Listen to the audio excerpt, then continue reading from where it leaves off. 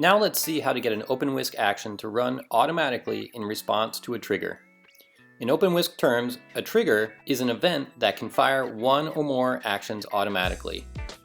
Triggers can be fired manually through a REST call or fired by some data source, such as a Cloudant document change.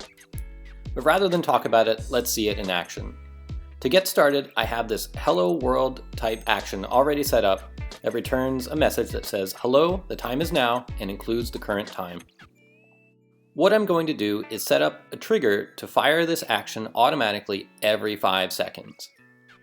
To do that, I have the action opened, and all I need to do is click the Automate this action button at the bottom right of the editor.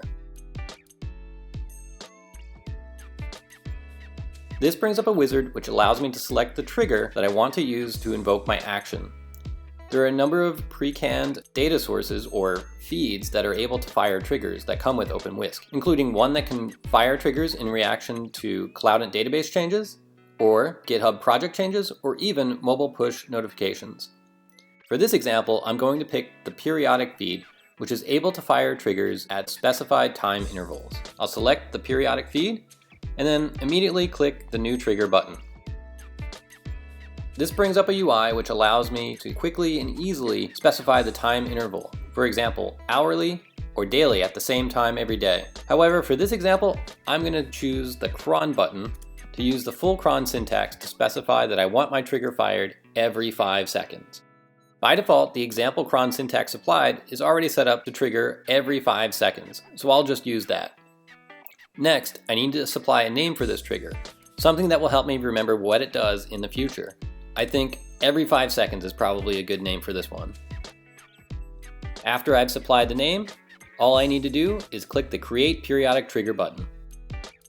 This takes me back to the periodic feed UI where now we can see that there is a new trigger called every 5 seconds and it is already selected in green.